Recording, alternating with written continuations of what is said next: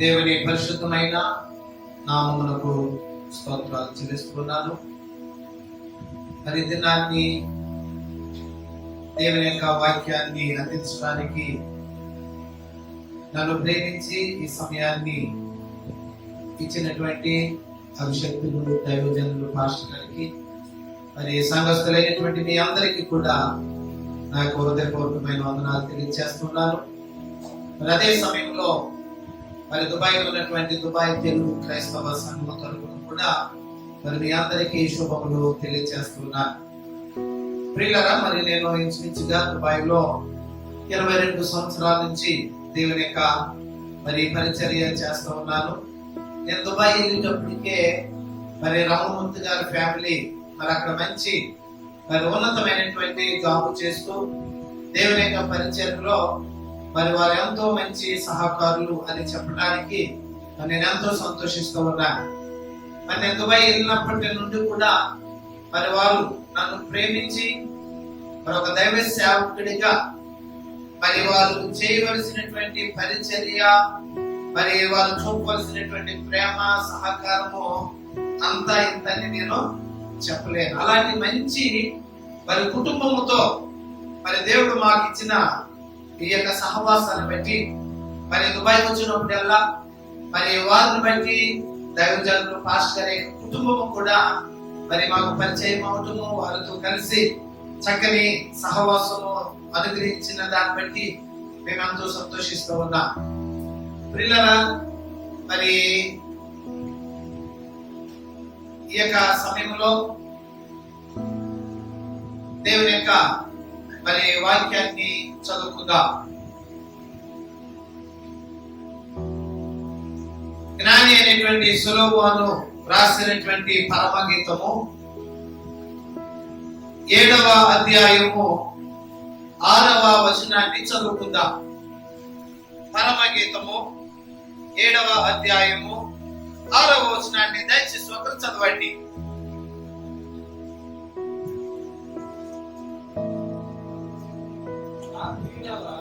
నా ప్రియురాల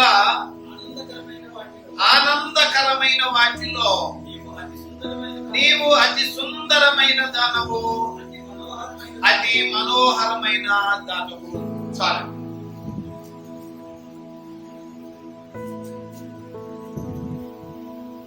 దేవుని యొక్క వాక్యాన్ని మనము దైవజనుడు ప్రకటించేటప్పుడు మనం ఏం చేయాలంటే శ్రద్ధగా వినాలి. పరమగీతం మరి ప్రకటన గ్రంథంలో 7 సంఘములను గురించి రాస్తూ చివరిలో ఒక చక్కని సందేశాన్ని అక్కడ మనం చూస్తాం. ప్రతి సంఘానికి ఏమని? సంఘములతో ఆత్మ చెప్పుచున్న మాట చెవి గలవాడు వినుగాక. సంఘములతో ఆత్మ చెప్పుచున్న మాట చెవి గలవాడు వినుగాక. అనగా దైవజనుడు దేవుని యొక్క ఆత్మతో వాక్యాన్ని బోధిస్తూ ఉన్నప్పుడు సంఘములో ఉన్నటువంటి మన అందరము కూడా ఏంటంటే చెవి గలవాడు వినుగాక. చాలా మంది దేవుని మాటలు వినడానికి అంటే వాళ్ళు వీళ్ళు వాళ్ళ కోసం వీళ్ళ కోసం వాళ్ళు చెప్పుకుంటుంటే చాలా జాగ్రత్తగా వింటారు కదండి. దేవుని మాటలు వింటే మనకు ఆశీర్వాదము, వాళ్ళు వీళ్ళు చెప్పే మాటలు వింటే మన కుటుంబాలకే అది ఎంతో నష్టం. ఒక జరిగిన చిన్న మరి విషయాన్ని మీకు చెప్పి వాక్యంలోకి వెళ్తారు. ప్రియులారా, మరి నేను దుబాయ్ వెళ్ళక ముందు మరి 4 సంఘాల్లో దేవుని పరిచర్య చేసేవాడిని. ఒకసారి కేసుపేట అనేటువంటి సంఘంలో మరి గృహ దర్శనానికి వెళ్ళాను. అమ్మా, ఒక 5 నిమిషాలు దేవుడి మాటలు చెప్పి ప్రార్థన చేసి వెళ్తానంటే ఆ అమ్మ సంఘస్థురాలే, అయితేనండి చాలా పనులు ఉన్నాయి, మళ్ళా చర్చికి రావాలి కదా, కనుక ఇంకొకసారి నేను మరి మీరు చెప్తే వెళ్తాను, నేను వాక్యము మరి మీరు ఇంకో ఇంటికి వెళ్ళండి అన్నారు. సరే అని అలా గృహ దర్శనం చేసి ఆరాధనకు వచ్చి వాక్యం మరి ఆరాధన జరుగుతున్నప్పుడు వాక్యం చెప్తూ ఉంటుండగా చివరిలో ఒక అమ్మాయి 9-10 సంవత్సరాల పిల్ల పరుగు నుంచి పాస్టర్ గారు మా అమ్మని చెవి పట్టుకొని మరి తేలు కుట్టేసిందండి, ఏడుస్తా ఉంది, కొంచెం వచ్చి ప్రార్థన చేయండి. ఏమని కుట్టేసిందండి? చెవిని. పని చేస్తుంటే చేతులు కొట్టవచ్చు, లేకపోతే కాళ్ళు కొట్టవచ్చు, మరి చెవిని ఎందుకు కుట్టింది? అమ్మా అదేంటి చెవిని కొట్టడం ఏంటంటే పిల్లలకి మాయమనం తెలదు కదండి. ఆవిడ అంటుంది, ఆ అవతలింటికి యువతలింటికి మధ్యన కొబ్బరాకులో దడి ఉందంట. ఆ ఇంటికి ఇద్దరు అమ్మలు వచ్చి ఏమో మాట్లాడుకుంటుంటే ఈమెకి ఎందుకంట ఈ కొబ్బరాకు దడి దగ్గరికి వెళ్ళి ఇలా చిరుపించేస్తుందంట వాళ్ళు చెప్పే మాటలు. ఈ కొబ్బరాకులో మరి ముందు కొమ్మసాయక తేలి ఏం చేసిందండి? ప్రియుల దేవుని యొక్క మాటలు వినడానికి చాలా మంది చెవినివ్వరు. ఈ కల్పన కథల వైపు లేకపోతే మనుషులు వాళ్ళ గురించి వీళ్ళ గురించి నేను కొన్ని చెప్పుకునేటువంటి వాటిని విని అనేకమైన నష్టాలు తెచ్చుకుంటున్నారు నేటి దినాల్లో. కనుక దేవుని పిల్లలమైనటువంటి మనము దేవుని యొక్క వాక్యాన్ని వినడానికి మనము మన చెవినిద్దాం. దేవునికి స్తోత్రం. సరే ప్రియులారా, ఈ చదవబడిన వాక్య భాగము పరమగీతము 7వ అధ్యాయము 6వ వచనాన్ని మనం చదివాం. ఈ యొక్క పరమగీతములో 8 అధ్యాయాలు మనకు కనబడుతూ ఉన్నాయి. ఈ 8 అధ్యాయాల్లో మనం చూసినట్లయితే ప్రియులారా, ప్రియుడు ప్రియురాలు ఈ యొక్క ఇద్దరు సన్నివేశాన్ని మనము చూస్తాం. జాగ్రత్తగా చదివినట్లయితే ప్రియుడు తన ప్రియురాలను గురించి చక్కగా వర్ణించుట మనము చూస్తాం. అలాగే ప్రియురాలు తన యొక్క ప్రియుల గురించి ఎంతో చక్కగా వర్ణించుట మనము చూస్తాం. మీరు జాగ్రత్తగా చదువుకున్నప్పుడు ఈ వీరిద్దరి మధ్య ఉన్నటువంటి ప్రేమ సంబంధమే ఈ యొక్క పరమగీతము. సరే, ప్రియుడు ప్రియురాలను మనం వింటున్నాం. ప్రియుడు ఎవరు, ప్రియురాలు ఎవరు అని మనము చూసినట్లయితే ప్రియులరా, ప్రియుడు అనగా మన కొరకు తన రక్తాన్ని చిందించి తన ప్రాణమును పెంచి చనిపోయి సమాధి చేయబడి తిరిగి లేచినటువంటి ప్రభు అయినటువంటి యేసు క్రీస్తుకి సాదృశ్యం. అందుకే ఎఫెసీ పత్రిక 1:7 అంటాడు, ఆ ప్రియుని యందు. ఏ ప్రియుడు? మన కొరకు ప్రాణం ఇచ్చినటువంటి ప్రభు అయినటువంటి యేసు క్రీస్తు. గమనించండి, యొక్క పరమగీతములో ప్రియుడు అనగా ప్రభు అయినటువంటి యేసు, ప్రియురాలు అనగా ఆయన యొక్క రక్తము చేత కడగబడినటువంటి పరిశుద్ధమైనటువంటి సంఘము. ఆ యొక్క సంఘములో ఉన్నటువంటి మరి పరిశుద్ధమైనటువంటి మనకు సాదృశ్యం. కనుక ప్రభువునందు ప్రియులరా, దేవుని పిల్లలమైనటువంటి మనము మన ప్రభువుల గురించి మనము చెప్పేవారుగా ఉండాలి. మన యొక్క ప్రభువు మనలను గురించి ఆయన సంతోషించేటువంటి వాడుగా ఉండాలి. సరే, ఈ యొక్క పరమగీతములో ఈ చదవబడిన వాక్య భాగంలో మీకు అర్థమైన రీతిలో అందరికీ తెలిసినటువంటి విషయాలని కొన్ని మాటలు మరి మీకు తెలియజేయాలని ఆశిస్తూ ఉంటున్నాను. ప్రియులారా, ఇక్కడ అంటున్నాడు, నా ప్రియురాలా, ఆనందకరమైన వాటిలో నీవు అతి సుందరమైన దానవు, అతి మనోహరమైన దానవు. అనగా ఇక్కడ ప్రియుడు తన యొక్క ప్రియురాలతో చెప్తూ ఉన్నాడు, ప్రియురాలా, నాకు ఆనందము కలిగించే విషయాలలో అవి ఎలాగుందండి? అతి సుందరమైన దానగా, అది మనోహరమైనటువంటి దానవుగా నీవు ఉన్నావు అని ప్రియుడు తన ప్రియురాలతో చెప్తూ ఉన్నాడు. అనగా మరి ప్రియుడు ఆయనకు ఆనందము కలిగించే విషయంలో ఆమె సుందరవతని, మనోహరమైనటువంటిదని ఆయన సంబోధిస్తూ ఉన్నాడు. కొన్ని సమయాల్లో మనము పిల్లలు చూసి, అబ్బా నిన్ను ఈ విషయంలో చూస్తే, ఇలా చూస్తే నాకు ఎంతో సంతోషం కలుగుతుందని మనం అనుకుంటాం. నాకు మనవరాలు ఉందండి, నా కూతురు బిడ్డ, 8వ నెల. వాళ్ళు ప్రతిరోజు ఉదయం సాయంకాలం కుటుంబ ఆరాధన ఉంటది. మా పాప మరి వాళ్ళ అత్తగారు వీళ్ళంతా మరి ముసుగేసుకుని ఆరాధనలో కూర్చుంటారు కదండి. ఈ బిడ్డకు కూడా ముసుగేయకపోతే అబ్బా ముసుగు చక్కగా ఎలా కప్పుతుంది. నా దగ్గర ఎన్నో ఫోటోలు ఉన్నాయి, అందులో చూస్తుంటే ఎంత ముద్దు చేత ఎంత సంతోషం కలుగుతుందో. అలాగే ప్రియులారా, దేవుడు మనల్ని చూసి ఆయన ఏ విషయంలో ఆయన సంతోషిస్తాడు ఏమండి? ఈయన ఇక్కడ అంటున్నాడు, ఆనందకరమైన వాటిలో అనగా నాకు ఆనందము కలిగించే విషయాలలో నీవు సుందరముగా కనబడుతున్నావు. దేవునికి ఆనందము కలిగించే విషయాలు ఏమిటి? మనల్ని మరి సంతోషించగలుగుతాడు.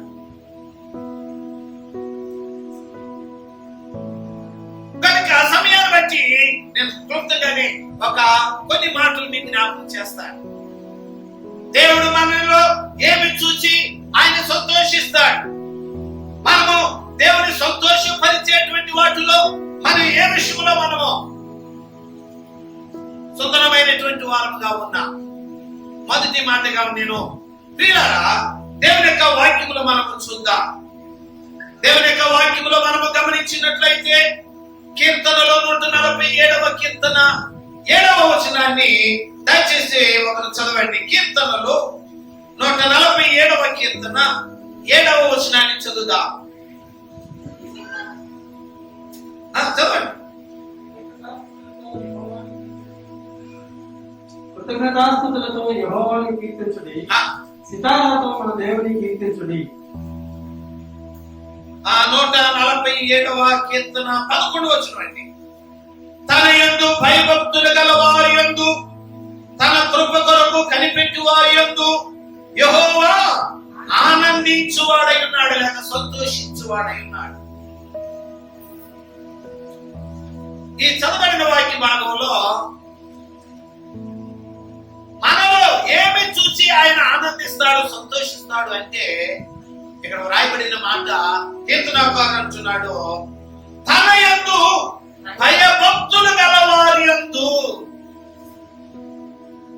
దేవుడు ఈ లోక సంబంధమైనటువంటి నీ అందాలను చూసి ఆయన సంతోషించడం, నీకు కలిగినటువంటి మేడమిత్రులను బట్టి ఆయన సంతోషించడం, నీకు కలిగినటువంటి మరి గొప్పతనం వీటన్నిటిని బట్టి ఆయన సంతోషించడం.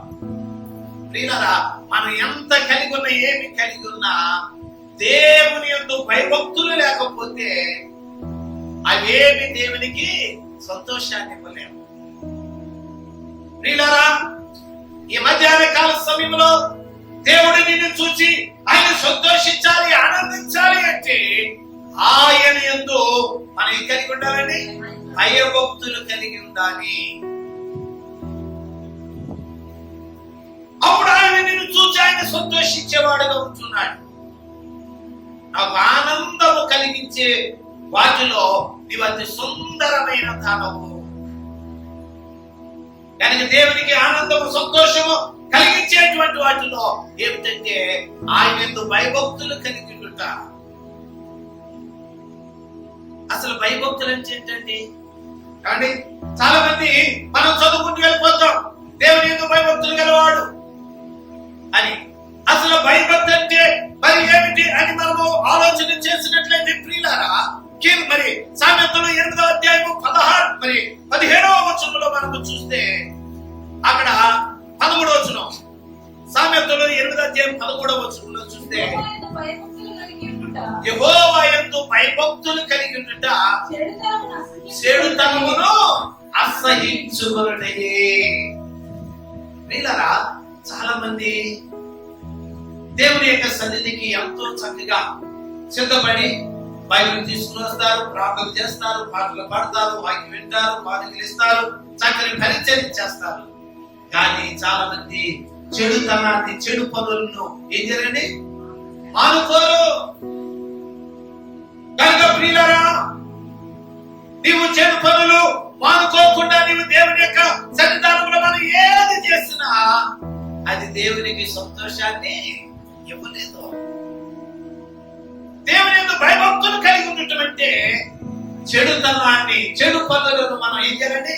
అసహించుకోవాలి, విసర్జించాలి. యోబు గురించి మనము అందరికీ తెలుసు. ఆయన దేవుని యందు భయభక్తులు కలిగిన వాడు, యథార్థవంతుడు, న్యాయవంతుడు అని చెబుతూ ఏమంటాడంటే చెడుతనమును విసర్జించినటువంటి వాడు. నేటి దినాలలో మన యొక్క జీవితాలు ఎలా ఉన్నాయి? చెడుతనమును మనం విసర్జించి అసహించుకొని దేవుడంటే భయం కలిగి, దేవుడంటే భక్తి కలిగి మనం జీవించినప్పుడు అప్పుడు మనలను చూసి ఆయన ఏం చేస్తాడండి? ఆయన సంతోషిస్తాడు. చాలా మందికి దేవుడంటే భక్తి ఉంటుంది కదండి. దేవుడు అంటే భక్తి ఉంటుంది కాబట్టి ఏ కార్యక్రమం జరిగినా కానుకలిస్తాం, పరిచయం చేస్తాం, ఎన్నెన్నో చేస్తాం. ఎందుకని? భక్తి ఉంది కాబట్టి. చాలా మందికి దేవుడు అంటే ఏముంటదండి?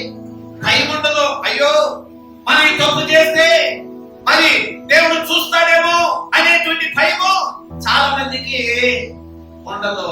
అందుకంటాడు కదా కీర్తనలో, భయము నుండి పాపము చేయకుడి. పాపము చేయడానికి ఏం చేయాలండి? భయపడాలి. ఎందుకంటే పరమలో ఉన్నటువంటి దేవుడు చూస్తున్నాడు కాబట్టి. కనుక ప్రియులారా, దేవుని యొక్క భయము భక్తి కలిగి మనము జీవించినప్పుడు ఆయన నిన్ను చూచి ఆయన సంతోషిస్తాడు. భయభక్తి అంటే మీకు అర్థం అవడానికి ఒక విషయాన్ని తెలియజేస్తారు. పిఆర్ కృష్ణ గారని ఆయన బరోడా బ్యాంకులో జాబ్ చేస్తూ చక్కని పరిచయం చేసినటువంటి మంచి వ్యక్తి. ఆయన ఇప్పుడు ప్రభు సన్నిధిలో ఉన్నారు. ఆయన మైకుపురంలో ఉండేవాడు. ఆయన తెల్లారి గట్ల వాకింగ్ చేసేటువంటి అలవాటు ఉండేది ఆయనకి. ఆ యొక్క మైకుపురం సెంటర్ లో కనకదుర్గమ్మ అనేటువంటి ఒక మరి గుడి ఉంది.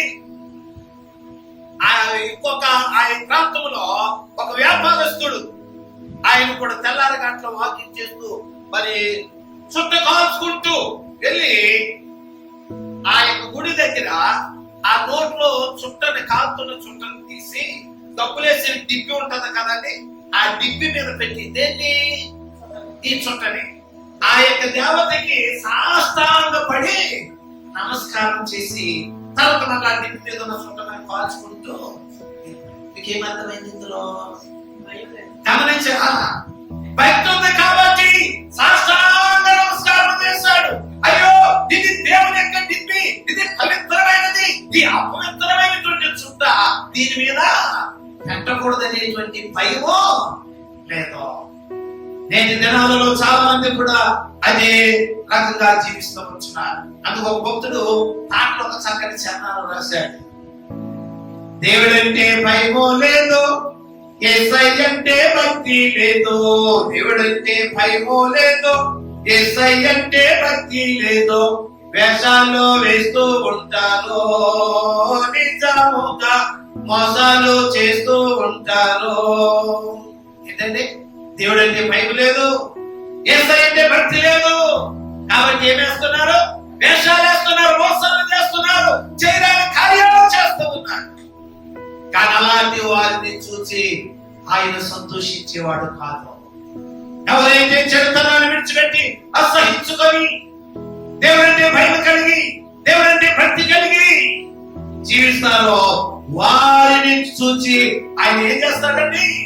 ఆయన ఆనందించేటువంటి వాడు, సంతోషించేటువంటి వాడిని దేవుని యొక్క వాక్యం చెప్తోంది. సమయం లేదు కాబట్టి మాటలోనికి వెళ్దాం. దేవుని యొక్క వాక్యంలో మనం చూసినట్లయితే ఆయన ఇక మనలో ఏది చూచి ఆయన సంతోషించేవాడిగా ఉన్నాడు. సమూయేలు మొదటి గ్రంథము 15వ అధ్యాయము 22వ వచనాన్ని చదువుకుందాం. సమూయేలు మొదటి గ్రంథము 15వ అధ్యాయము 22వ వచనాన్ని దయచేసి ఒకరు చదవండి. అందుకు సమూయేలు తాను సెలవిచ్చిన ఆజ్ఞను ఒకడు గైకొనుట వలన యెహోవా సంతోషించినట్లు ఒకడు దహన బలులను అర్పించుట వలన ఆయన సంతోషించునా? ఆలోచించము చాలండి. ప్రియులారా, ఈ చదవబడిన వాక్య భాగములు మనం చూసినట్లయితే తాను సెలవించిన ఆజ్ఞను ఒకడు గైకొనుట వలన యెహోవా సంతోషించినట్లు. అంటే దేవుడు నీలో ఏది చూసి ఆయన సంతోషిస్తాడంటే దేవుని యొక్క ఆజ్ఞలను గైకొనుట వలన ఆయన సంతోషిస్తాడని వాక్యం చెప్తా ఉంది. ఇశ్రాయేలు యొక్క మొదటి రాజు అయినటువంటి సౌలుతో మరి దేవుని యొక్క మాట ప్రవక్త అయినటువంటి సమూయేలు వెళ్ళి దేవుని మాటను వెళ్ళి రాజుతో చెప్తూ ఉన్నాడు. సౌలా, నీవు అమాలేకీయులను ఏం చేయమన్నాడండి? హతమార్చము అని చెప్పినప్పుడు సౌలు ఏం చేశాడండి? దేవుని యొక్క మాటగాతుడు వెళ్ళి ఆయన చెప్పినట్టుగా అమాలేకీయులందరినీ కూడా హతమార్చాడు. అయితే అక్కడ అతడు చేసిన పని ఏంటంటే కొన్ని క్రొవ్వైనటువంటి ఎద్దులను, పశువులను, వాటన్నిటిని కూడా ఏం చేశాడండి? దాస తీసుకున్నాడు. ఇది దేవుడికి తెలిసింది. కాబట్టి ఈ యొక్క సృష్టములో దేవునికి కనబడనటువంటిది ఏది లేదు. మనం ఏదైతే మొరుగు చేయాలనుకుంటామో ఎబ్రీ పత్రికలు అంటాడు, అదే ఆయనకు తేటగా కనబడుతుంది అంటండి. ఏది దేవుడు చూడకుండా, ఆయనకి తెలియకుండా మనం ఏదైనా చేయాలనుకుంటామా అది భూతత్వంలో చూసినట్టుగా దేవునికి కనబడుతుంది. అందుకే జాగ్రత్త అండి, దేవునికి తెలియకుండా ఏది చేయవద్దు. సమయంలో వచ్చాడు, సౌలా మరి దేవుని యొక్క మాట ప్రకారంగా నువ్వు చేస్తావా? చెప్పినట్టుగా నీ సమస్తమును కూడా ఆయన ఆజ్ఞల ప్రకారం నేను చేశానంటే, అలాగైతే నాకు వినబడుతున్నటువంటి ఈ రెక్కల యొక్క అరుపులు ఏమిటి? కాబట్టి అతడు తీసుకుంటే బాగుండు. అది దేని మీద అంటున్నాడు? దేవునికి దహన బలులు ఇవ్వడానికి కోసం వాటిని నేను తీసుకొచ్చాను అంటున్నాడు. చూసారా ప్రభువులో ప్రియులారా, ఆ యొక్క విషయంలో సమూయేలు అంటున్నాడు, తాను అనగా దేవుడు సెలవిచ్చిన ఆజ్ఞను ఒకడు కైకొనుట వలన యెహోవా సంతోషించినట్లు ఒకడు దహన బలులను అర్పించుట వలన ఆయన సంతోషించునా.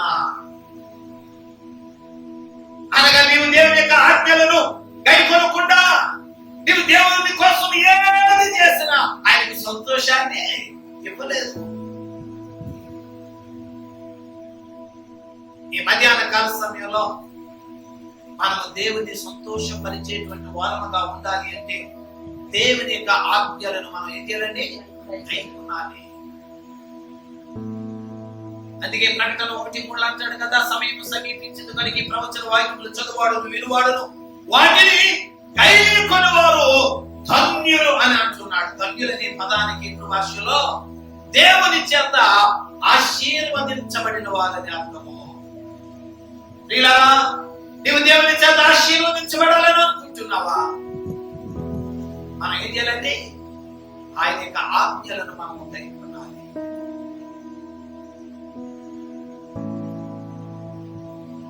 దేవుని యొక్క ఆజ్ఞలను అనగా ఈ పరిశుద్ధ గ్రంథములో వ్రాయబడినటువంటి ఈ మాటలన్నీ ఆయన యొక్క ఆజ్ఞలు. ప్రకటన 22:7 అంటాడు కదా, ఇదిగో నేను త్వరగా వచ్చుచున్నాను, ఈ యొక్క ప్రవచన వాక్యములను కైకొనువాడు ధన్యుడు అంటున్నాడు. ఎందుకంటే ఆయన యొక్క రాకడలో మనము ఎత్తబడాలి అంటే ఈ యొక్క ఆజ్ఞలను కైకొనేటువంటి వారు ఎత్తబడతారు. కైకొనటం అంటే ఈ యొక్క వ్రాయబడినటువంటి వాక్యం ప్రకారంగా మనము జీవించుట, నడుచుట. అయితే ఆయన యొక్క ఆజ్ఞలను కైకొనుట వలన దేవుడు ఏం చేస్తాడని? ఆయన సంతోషిస్తాడు. మొదటి మాట ఏంటండి? ఆయన ఏమి చూసి ఆయన సంతోషిస్తాడంటే ఆయనకు భయభక్తులు కలిగి ఉండటం వలన ఆయన సంతోషించే దేవుడు. రెండవదిగా దేవుని యొక్క ఆజ్ఞలను మనము కైకొనుట వలన అనగా దేవుని యొక్క వాక్య ప్రకారంగా మనము నడుచుకొనుట వలన ఆయన ఏం చేస్తాడండి? ఆయన సంతోషిస్తాడు. మరి మనము వేటిని బట్టి మనము నడుచుకుంటున్నాం?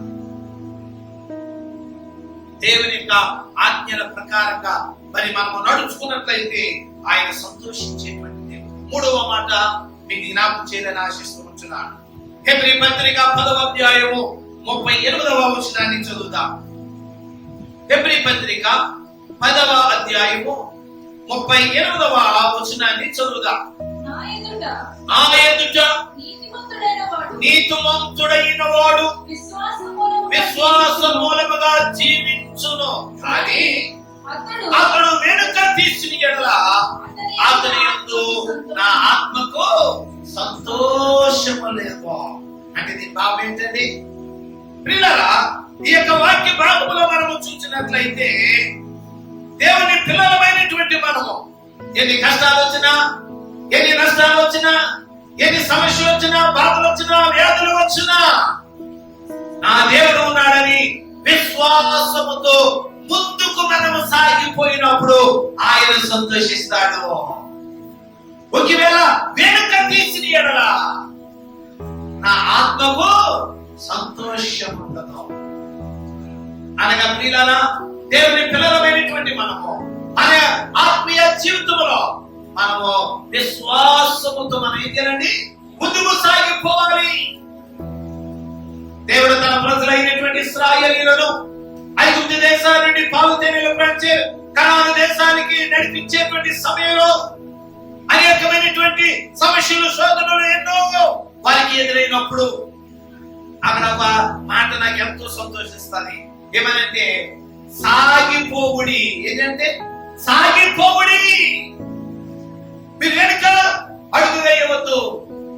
నిజమే, దేవుని పిల్లలమైనటువంటి మన యొక్క జీవితాల్లో, మన కుటుంబాలలో ఏదో శోధనలు, సమస్యలు మనకు తలెత్తున్నప్పుడు వాటిని బట్టి భయపడి నేను దేవుని ఎంత భయభక్తి కలిగి ఉంటున్నాను, నేను దేవునికి ఏం తప్పు చేస్తున్నాను, నేను రోజు ప్రార్థన చేస్తున్నాను, వాక్యం చదువుతున్నాను, కానుకరిస్తున్నాను, మరి దేవుడు నాకెందుకు ఈ సమస్యలు, శోధనలు అని మన విశ్వాసంలో మనము వెనకడుగేయకూడదు.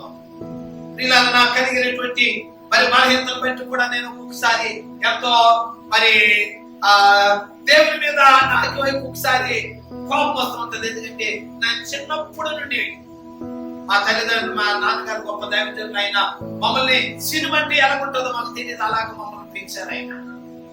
నేను హై స్కూల్ మరి స్కూల్లో చదువుతున్నప్పుడే వారు సువార్త టీము మరి సెలవుల్లో టీచర్స్, ఇంజనీర్లు, డాక్టర్లు, సేవకులు ఒక టీముగా ఉండి మొత్తము ఆంధ్ర మరి తెలంగాణ ఏర్పడలేదు, ఈ ఆంధ్రప్రదేశ్ అంతా కూడా అన్ని ప్రాంతాలన్నీ రాష్ట్రం, అన్ని జిల్లాలు, అన్ని ప్రాంతాలు కాలినాడకను నడిచి కరపత్రికలు పంచిపెట్టి స్వార్థ ప్రకటించినటువంటి అనుకో చిన్నప్పటి నుండి ఈ యొక్క భుజాల మీద కాబట్టి హ్యాండ్ మైకులు మోసి మరి డ్రమ్ములు మోసి చిన్న వయసు నుండి నా 14వ సంవత్సరాల నుండి దేవుని యొక్క పరిచర్యకు వచ్చేసాను. నేను 36-37 సంవత్సరాల నుంచి దేవుని యొక్క పరిచర్యలో మరి ఎన్నో సంఘాలు స్థాపించి దుబాయ్ ప్రాంతంలో మరి ఎన్నో వందల మంది, వేల మందికి నేను బాప్తిసాలు ఎన్నో సంఘాల్లో ఎంత కష్టపడ్డాను.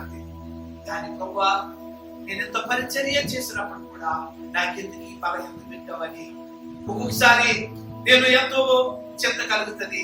అయినా కానీ అపోస్తలుడైనటువంటి పౌలు ఏమంటాడండి, ఆయన ఎన్ని సంఘాలు స్థాపించాడు, ఎంత మందిని దేవుళ్ళకి నడిపించాడు, తనకు కలిగిన బలహీనత పెట్టినాడు, మరి 3 దేవుని వేడుకున్నాడట. దేవుడు దానికి ఏమని సమాధానం ఇచ్చాడు? నా కృప నీకు చాలును, నీ బలహీనతల్లో నా కృప ఉంది చాలు. ప్రభునందు ప్రియమైనటువంటి వాళ్ళరా, కొన్ని సమయాల్లో నిజంగా దేవుని యొక్క పరిచర్యలో మనం ముందుకు కొనసాగిపోతూ ఉన్నప్పుడు ఏదో ఇలాంటి సమస్యలు, శోధనలు వస్తాయి. వాటిని బట్టి మనము వెనకడుగైపోకుండా మనం ఏం చేయాలంటే విశ్వాసంలో ముందుకు సాగిపోయినప్పుడు ఆయన సంతోషించేవాడుగా ఉన్నారు. విశ్వాసంలో మనం ఏముండాలండి? విశ్వాసము.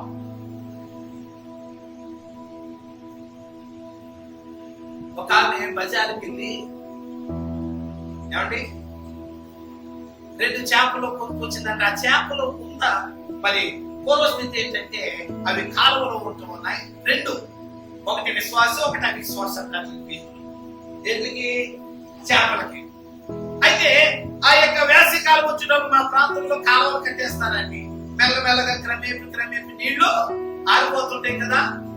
ఇవి ఈ 2 చేపలు అవిశ్వాసి అంటుందంటే విశ్వాసంతో ఇదిగో మరి నీళ్ళు ఎండిపోయే పరిస్థితి వచ్చింది, మరి మనల్ని ఎవరైనా పట్టుకుని వెళ్ళిపోయి కూర తీసుకుంటారు, కానీ ఇక్కడి ఇంకో స్థలానికి అయితే వెళ్ళిపోదామంటే విశ్వాస అయితే చేపడుతుందంట.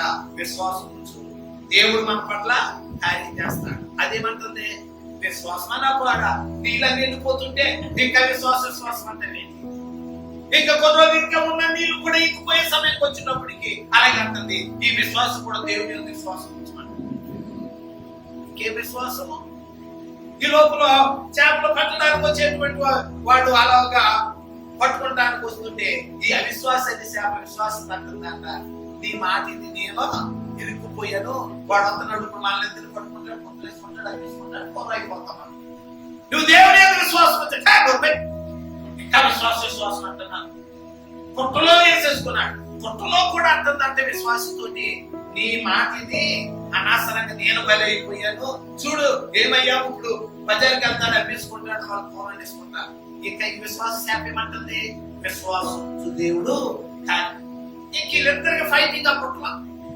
సరే వెళ్ళాడు, అమ్మేశాడు. ఒక ఆమె కొనుక్కుంది. ఇంకా ఇంటికి కట్టుకెళ్ళి ఆమె ఆ బతుకున్న చేపల్ని మరి చేయడానికి 3 తట్టుకొచ్చి అక్కడ పెట్టి ఇక చేయడానికి సిద్ధపడుతున్నప్పుడు మేఘం పట్టింది అంటుంది. ఈమె ఉతుక్కున్న బట్టలు ఎక్కడ తడిచిపోతాయంటే ఈ బట్టలు అక్కడే విడిచిపెట్టి అప్పుడు వర్షం స్టార్ట్ అయింది. ఆ బట్టలన్నీ తీసి ఇంట్లో వెళ్ళినప్పుడు గట్టిగా వర్షం కురిసింది. ఈ వర్షం నీటిలో అట్లా ఒక చక్కని ఏటిలోకి వెళ్ళిపోయాడు. అప్పుడు ఈ విశ్వాసం ఏమంటుంది? అది ఇప్పుడు దాకా నువ్వు ఏమన్నావు? నన్ను తిట్టున్నావా?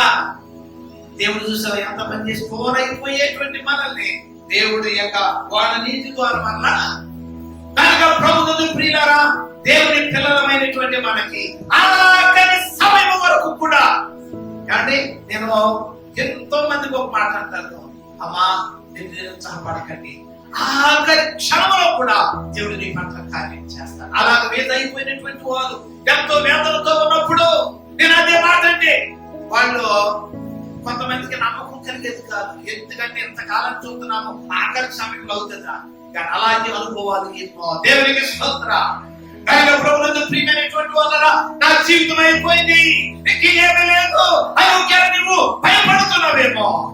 కానీ నీవు విశ్వాసమందు నీవు ముందుకు కొనసాగినప్పుడు దేవుడు నీ జీవితంలో అనేకమైన అద్భుతాలు చేస్తాడు. కనుక ప్రభుత్వ ప్రియులారా ఆయన అంటున్నాడు, నా ప్రియులారా, ఆనందకరమైన వాటిలో నీవు అతి సుందరమైన దానము అనగా నాకు ఆనందము కలిగించే వాటిలో నువ్వు ఎలా ఉన్నావంటే సుందరమైన దానము. ఏమిటి ఆయనకు ఆనందము కలిగించేవంటే ఆయన భయభక్తులు కలిగి ఉండటం వలన, ఆయన యొక్క ఆజ్ఞలను మనము గైకొనటం వలన, మరి విశ్వాసములో మనము ముందుకు సాగిపోయినప్పుడు ఆయన సంతోషించేవాడు. మరొక ప్రియులను ఇంకొక 2 మాటలు చెప్పి నేను ముగిస్తాను. దేవుని యొక్క వాక్యములో సామెతల గ్రంథము 15వ అధ్యాయము 8వ వచనాన్ని చదువుదాం. మీకు అందరికీ తెలిసిన మాటలండి. సామెతల గ్రంథము 15వ అధ్యాయము 8వ వచనాన్ని చదువుదాం.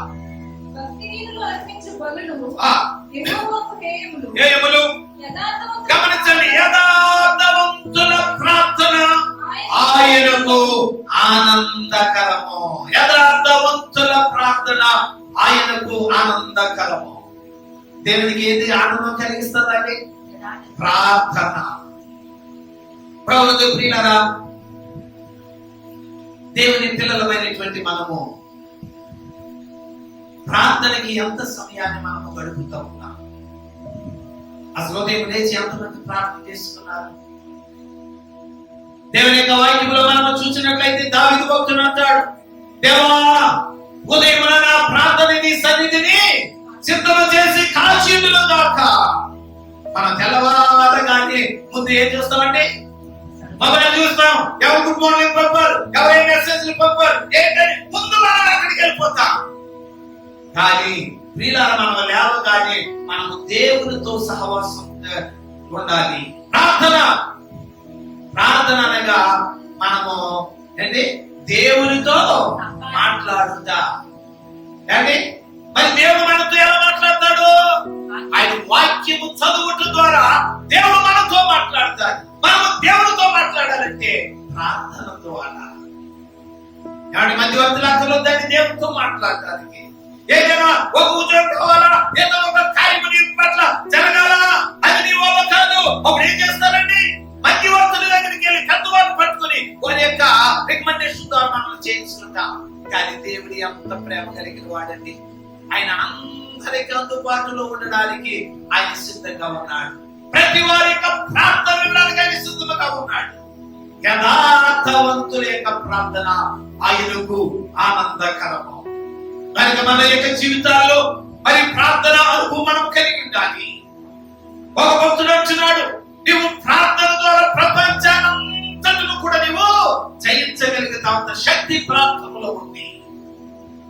ప్రభువునందు ప్రియులారా, ప్రార్థన జీవితము మనకి ఉన్నదా?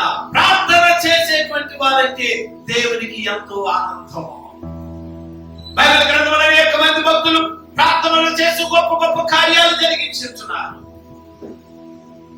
భక్తుడైనటువంటి దానియేలు, ఆయన రోజు ముమ్మారు మోకాళ్ళుని ప్రార్థన చేసేటువంటి అనుభవం కలిగినటువంటి వ్యక్తి. ప్రియులారా, సింహాల గుహలో పడవేయబడిన సింహాలు అతనిని ఏ హాని చేయలేదంటే ఆయన యొక్క ప్రార్థన జీవితం ఆయన ఏం చేసిందని కాపాడింది. మరి ఎలాంటి శోధనైనా, ఎంత విపత్తులైనా నీవు మోకరించి ప్రార్థన చేయి, దేవుడు ఆనందించి ఆ యొక్క శోధన సమస్యను ఆయన దూరం చేస్తాడు. ప్రభువునందు ప్రియులారా, సుంకరి దేవుని యొక్క సజాలం దేవాలయంలో ప్రార్థన చేశాడు. ఎలాగా?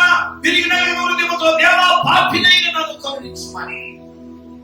ఆ యొక్క ప్రార్థన దేవునికి ఆనందం కలిగించింది.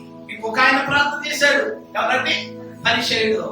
కానీ ఆయన ప్రార్థన దేవునికి ఆనందము కలిగించలేదు. కారణం, అతను తన గొప్పలు అన్ని చెప్పుకుంటున్నాడు ప్రార్థనలో. మనం ఏం చేస్తున్నామో దేవునికి తెలుసంటే ఆయన అంటున్నాడు, నేను వారానికి 2 మార్లు ఉపవాసమున్నావు, లేకపోతే పట్టణంలో తింటున్నావు, దేవుడు చూడలేదా? నేను అలా ఉండలేదు, ఎలా ఉండలేదు, చేయట్లేదు, చేయట్లేదు అంటున్నాడు. దేవుడికి తెల్లని ఏం చేస్తున్నావు? భక్తుడు అంటాడు, నేను కూర్చుంటుటా, నేను లేచుటా, నేను ఏం చేస్తున్నా, నా దిన చర్యలన్నీ కూడా నీవు చూస్తున్నా, బాగుగా నువ్వు ఎరుగుదు అని అంటున్నాడు. కనుక ప్రభువునందు ప్రియులారా, ఎవరైతే యథార్థంగా దేవునికి ప్రార్థన చేస్తారో వారంటే ఆయనకి ఎంతో సంతోషం. కనుక దేవుడు అంటున్నాడు, సుంకరి నీతిమంతుడిగా తీర్చబడి వెళ్ళినది రాయబడింది. ప్రియులారా, కల్వరి శిలువలో యేసు సిలువ వేయబడ్డాడు. కుడివ ప్రక్కన ఒక దొంగ, ఎడమ ప్రక్కన ఒక దొంగ సిలువ వేయబడ్డారు. ముందుగా ఇద్దరు దేవుని దూషించారు, ఇద్దరును. కానీ యేసయ్య ఎప్పుడైతే సిలువలో మొదటి మాట ఏమన్నాడని, తండ్రి మీరు ఏమి చేస్తున్నారు, మీరు ఎందుకు క్షమించమని పలికాడు. ఆ మాటకి ఆ యొక్క సిలువలో కుడివైపున ఆ యొక్క దొంగ ఏమైపోయాడండి?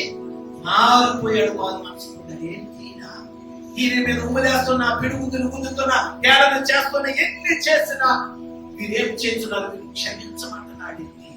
ఈయన నిజంగా దేవుడు కుమారుడని తెలుసుకున్నాడు, గ్రహించాడు, అప్పుడంటున్నాడు, తండ్రి నీ రాజ్యములో నీవు నన్ను జ్ఞాపకం చేసుకోమని విజ్ఞాపం చేస్తున్నాను, ప్రార్థన చేస్తున్నాను. ఆ యొక్క ప్రార్థన దేవునికి ఆనందం కలిగించింది. ఏమంటున్నాడు? నేనే నీవు నాతో కూడా పరదైసులో ఉంటావని దేవుడు ఆయనకి అభయం ఇచ్చినట్లుగా మనం చూస్తూ ఉన్నాం. కనుక ప్రభువునందు ప్రియులారా, యథార్థతలో నీవు ప్రార్థన చేసినప్పుడు ఆయన నీ యందు ఆనందించేవాడు. మరొక మాట జ్ఞాపకం చేస్తాను ప్రియులారా, యోహాను 3వ పత్రిక 2-4 వచనాలు, 1వ అధ్యాయం ఉంటుందండి. యోహాను 3వ పత్రిక 2వ వచనం 4వ వచనాన్ని చదువుకుందాం.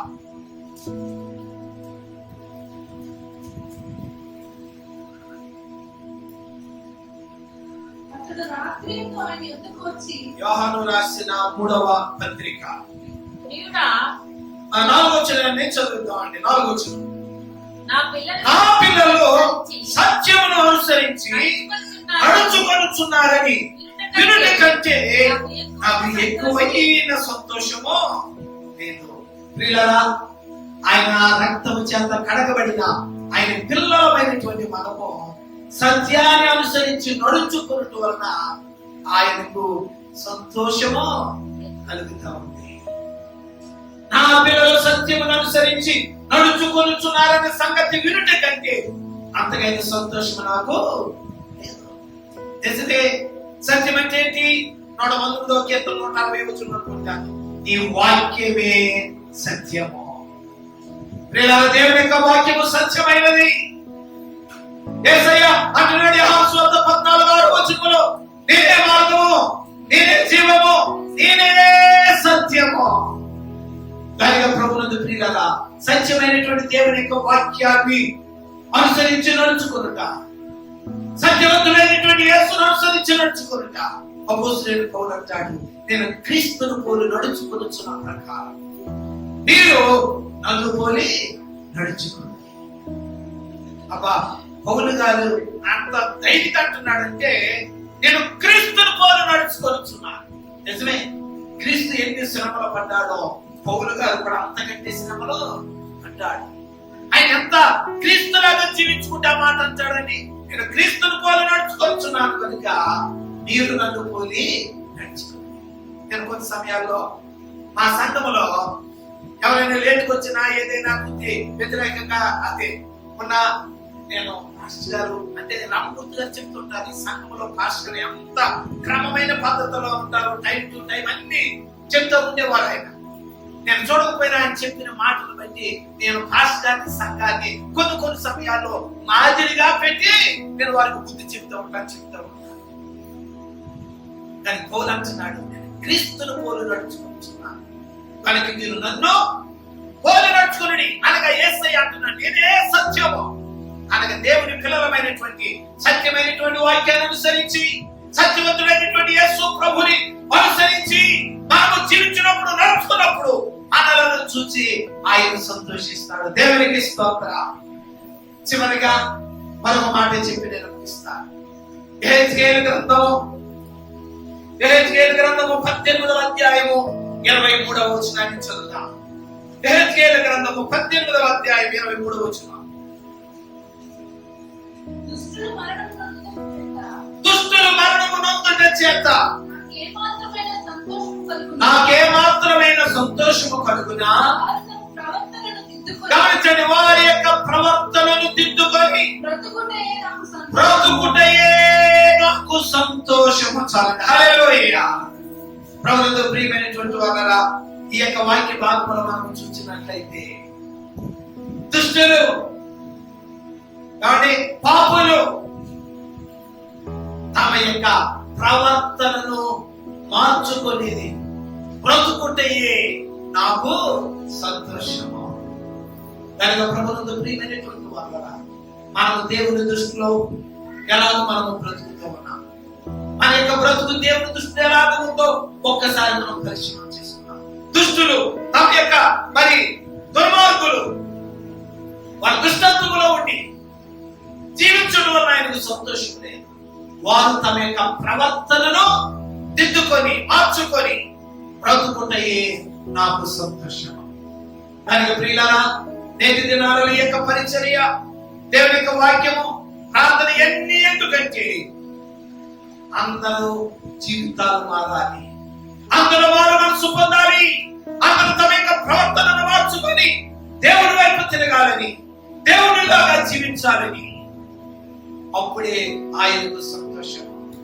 కనుక ప్రియులారా, దేవుని యొక్క వాక్యములో మనము చూస్తే లూకా సువార్త 15వ అధ్యాయంలో 3 భాగాల్లో అక్కడ వ్రాయబడింది. భూమి మీద అంటే ఒక పాపి మారు మనసు పొందితే పరలోకములో దేవుని దూతల ఎదుట ఆయనకు సంతోషము కలుగును. కనుక ఈ యొక్క మధ్యాహ్న కాల సమయంలో ఎవరైతే తమ ప్రవర్తనను, తమ యొక్క జీవితాన్ని మార్చుకొని మారు మనసు పొంది నీతిమంతులుగా తీర్చబడతారో, తమ ప్రవర్తనను మార్చుకుంటారో, దేవుని బిడ్డలుగా తీర్చబడతారో, వారిని బట్టి ఆయన సంతోషిస్తాడు.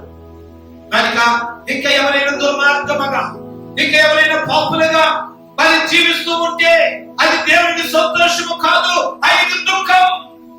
కనుక ఆయన యందు సంతోషించాలంటే పాపాన్ని విడిచిపెట్టి, దుర్మార్గాన్ని విడిచిపెట్టి, చెడుతనాన్ని విడిచిపెట్టి మనము మారు మనసు పొంది దేవుని పిల్లలుగా మనము జీవిస్తే ఆయన సంతోషించేటువంటి దేవుడు.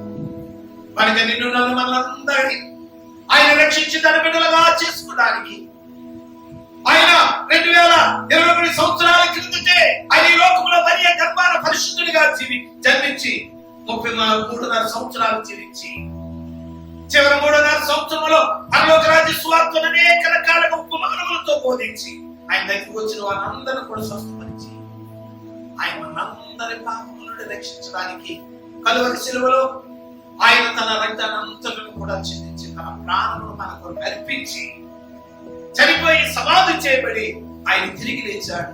సజీవుడిగా అందరికీ కనబడి ఆయన ఉండే రాజ్యంలో మనల్ని తీసుకెళ్ళడానికి స్థలం సిద్ధపరచడానికి వెళ్ళాడు. ఆయన స్థలం సిద్ధపరిచాడు. ఆయన నేడో రేపు రానై ఉన్నాడు. ఆయన రాక పూర్వమే మనందరం కూడా మనం ఏం చేయాలండి? మన యొక్క జీవితాన్ని మనము మార్చుకొని దేవుని బిడ్డలుగా మనము తీర్చబడి ఆయన రాకడ కొరకు మనం ఎదుగుతాం. కనుక ఆయన నా ప్రియురాలా, ఆనందకరమైన వాటిలో నీవు అతి సుందరమైన తాను అనగా ఆయనకు ఆనందము కలిగించే విషయంలో నేను 6 మాటలు చెప్పాను. ఒకసారి విజ్ఞాపం చేస్తున్నాను. మొదటి ఏంటండి? దేవుని యందు భయభక్తులు కలిగినట్టు వలన ఆయన సంతోషించేటువంటి వాడు. రెండవది, ఆయన యొక్క ఆజ్ఞలను గైకొనట్టు వలన ఆయన సంతోషించేవాడు. మూడవది, విశ్వాసములో మనము ముందుకు కొనసాగిపోయినప్పుడు ఆయన సంతోషించేవాడు. నాలుగవది, ప్రార్థన చేయటం వలన ఆయన సంతోషించేవాడు. ఐదవది, మనకు సత్యమును అనుసరించి నడుచుకోవడం వలన ఆయన సంతోషించేవాడు. ఆరవది ఏంటండి? తమ యొక్క ప్రవర్తనను మార్చుకుని మారు మనసు పొంది దేవుని కొరకు జీవించడం వలన ఆయన సంతోషించు. అలాగే దేవునికి సంతోషము కలిగించేటువంటి పనులు మనము చేసి మనము ముందుకు కొనసాగుదాం. దేవుడి మాటలు మనందరి వినికిడిలో దీవించును.